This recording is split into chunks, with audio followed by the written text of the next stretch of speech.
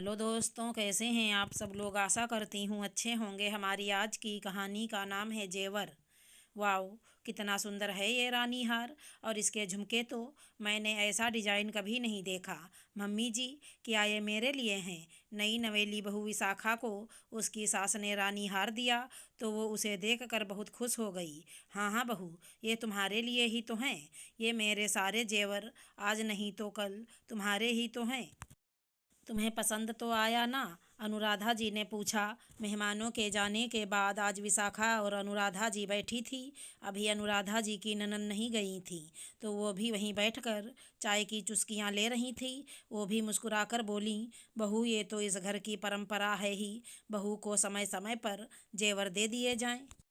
विशाखा ने उठकर सास और बुआ जी के पैर छुए और रानी हार का वो डिब्बा अपने कमरे में रखने चली गई। एक दो दिन बाद बुआ जी वापस अपने घर चली गईं।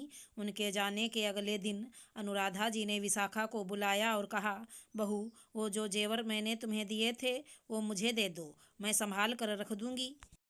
लेकिन मम्मी जी, आपने तो कहा था कि वो जेवर मेरे हैं। इतने सुंदर जेवर अपने हाथ से जाते देख विशाखा को बहुत दुख हो रहा था। हाँ तो इस घर के जेवर हैं, जब तुम्हें ज़रूरत हो तो मांग लेना, मैं दे दूंगी। अब नई नई बहू क्या बोलती। विशाखा ने सारे जेवर लाकर सासू माँ को दे दिए। जब भी विशाखा को कहीं जाना होता तो वो सासू माँ से जेवर मांगती तो वो लाकर में रखा होने का बहाना बना देती।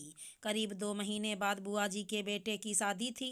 विशाखा शादी में गई तो बुआ जी बोली, विशाखा बहू, तुमने वो रानी हार क्यों नहीं पहना? उसे क्या तिजोरी में रखने के लिए दिया गया है?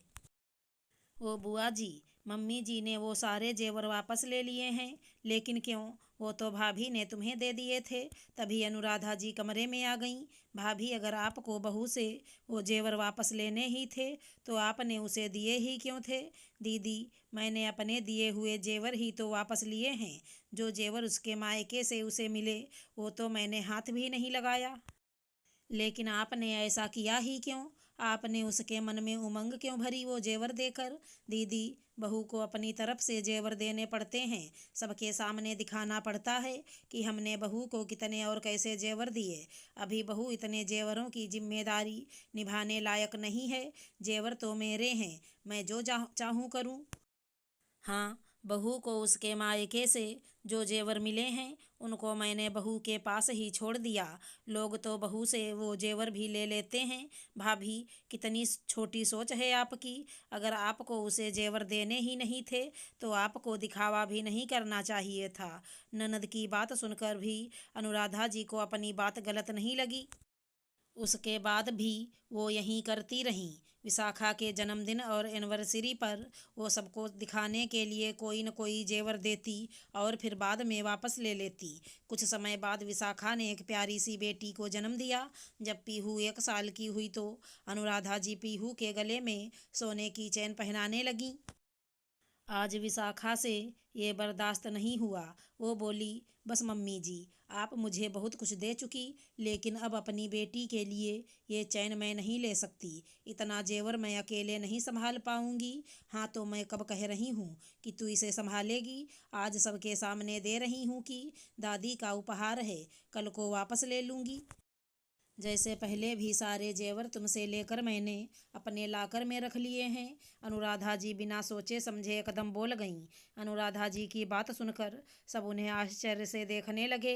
हाँ मम्मी जी, मैं नहीं चाहती कि मेरी बेटी बड़े होकर किसी चीज़ को उपहार में लेकर खुश हो और 2 दिन बाद उसे अपना उपहार वापस करना पड़े। सही कह रही है विशाखा। मम्मी, हमें ऐसा कोई उपहार नहीं चाहिए जो आपको वापस लेना पड़े। इससे अच्छा तो आप हमें उपहार में केवल अपना आशीर्वाद दे दें, जिसे कोई वापस ना ले सके। अपनी पत्नी और माँ की बातें सुनकर नितेश बोला, देख लिया भाभी, कभी कभी ज़्यादा चालाकी अपने पर ही भारी पड़ जाती है। मैंने आपको ऐसा ना करने के लिए आगाह किया था, लेकिन आप नहीं मानी और आज बच्चे आपके सामने मुंह खोलने को मजबूर हो गए हैं। अभी भी वक्त है, संभल जाओ। आज ननद और अपने बेटे बहू की बातों से अनुराधा जी को अपनी गलती का एहसास हुआ। उन्होंने विशाखा से आगे से ऐसा ना करने का वादा किया अगर हमारी कहानी पसंद आई हो तो चैनल को लाइक शेयर सब्सक्राइब करें। राधे राधे दोस्तों।